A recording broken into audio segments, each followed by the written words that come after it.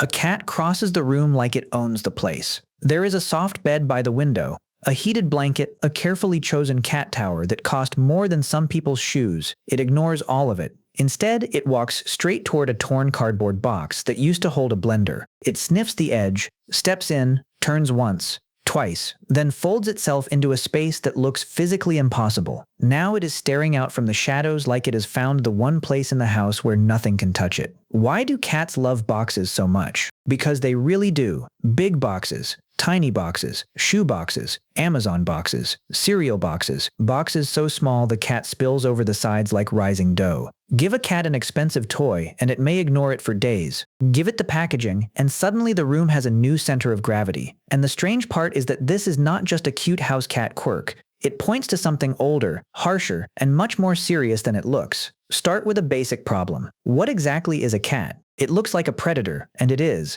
Forward-facing eyes, retractable claws, explosive speed, the kind of patience that lets it remain completely still without seeming bored. A domestic cat is, pound for pound, an absurdly efficient little hunter. But that is only half the story. A cat is not a wolf. It is not built to chase prey across open ground with a pack behind it. It is a solitary ambush predator, which means its whole strategy depends on concealment, timing, and surprise. If a cat is visible, the hunt is already going badly. It wants edges, shadows, narrow gaps, places where it can see without being seen. And then there is the second problem. Cats are predators, but being a predator doesn't mean you're safe. That sounds wrong at first because house cats act like tiny emperors. They strut through kitchens as if they pay rent. They knock objects off counters while maintaining eye contact like they are testing the limits of divine authority. They carry themselves with the confidence of animals that assume the world will adjust. But small wild cats evolved in a world full of things that could kill them. Foxes, larger cats, raptors, snakes, wild dogs, humans. A cat survives not by winning every fight,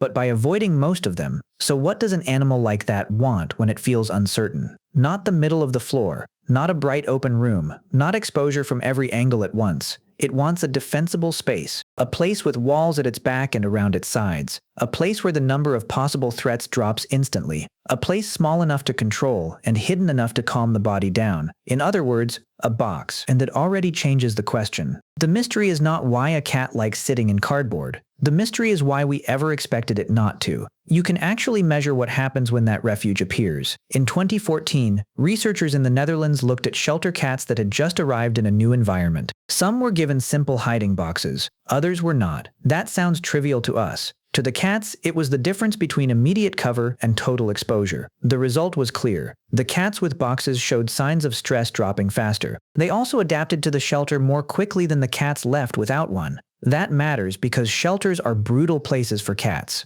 New smells, new noises, barking dogs, metal doors, unfamiliar humans, constant disruption. A shelter cat has almost nothing it can control. Then suddenly there is a box, a roof, 4 walls, 1 opening, a tiny territory inside a chaotic world. And territory matters more to cats than most people realize. Humans often experience open space as luxury. Large rooms feel impressive. Panoramic views feel calming. To a cat, too much openness can feel like a problem. An exposed animal has to monitor everything. Every sound matters. Every movement matters. Every possible angle of approach matters. That is exhausting. A box solves that immediately. Nothing can come from behind. Very little can come from the sides. The entrance is limited. The world gets smaller. And when the world gets smaller, it gets easier to manage. That is one reason cats do not just sit in boxes. They melt into them. They lower their bodies. They tuck in their paws. They let the walls do part of the thinking for them. But boxes are not only about safety, they are also about hunting.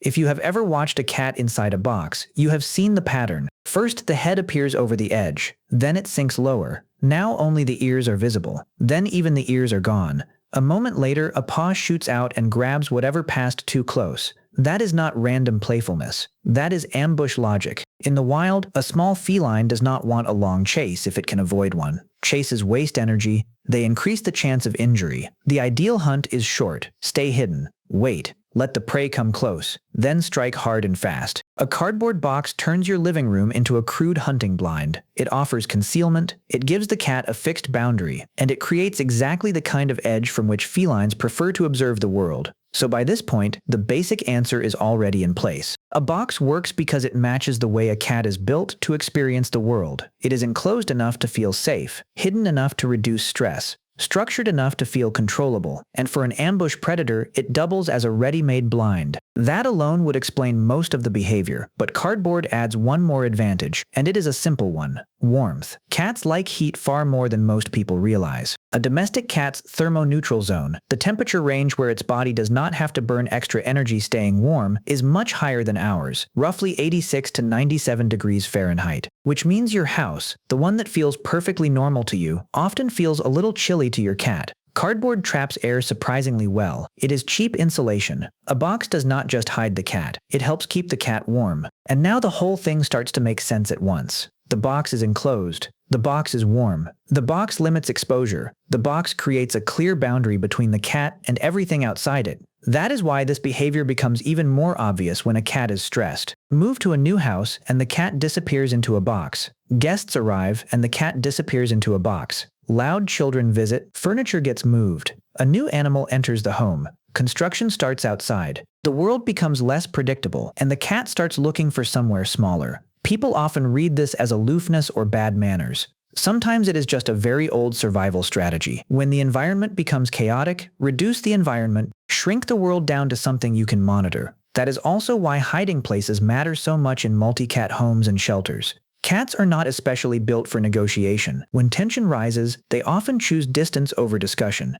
A cat that can withdraw is often a cat less likely to panic, lash out, or shut down. So when a cat vanishes into a box, the behavior can look ridiculous from the outside. It is still operating on serious logic. And that logic tells you something important about domestic cats in general. We tend to imagine pets as fully adapted to human homes, as if thousands of years beside us erased the old wiring, as if soft couches and central heating replaced instincts that were built in a much harder world. They did not. Under the purring, under the slow blinks, under the absolute confidence of an animal that weighs 9 pounds and still behaves like middle management, there is still a small solitary hunter trying to feel secure. It wants vantage points, escape routes, familiar territory, and the option to vanish when the world gets too loud. A cardboard box happens to provide several of those things at once with ridiculous efficiency, which is why the expensive cat bed loses to the packaging so often. The bed is comfortable by human standards. The box is comfortable by cat standards. One is furniture, the other is shelter. And for a creature shaped by ambush, caution, and the constant possibility of becoming prey, shelter wins. So when your cat ignores the deluxe bed, rejects the plush tunnel, and crawls into a dented cardboard box by the recycling bin, it isn't being random. It found the one place in the house where the world finally feels small enough to control.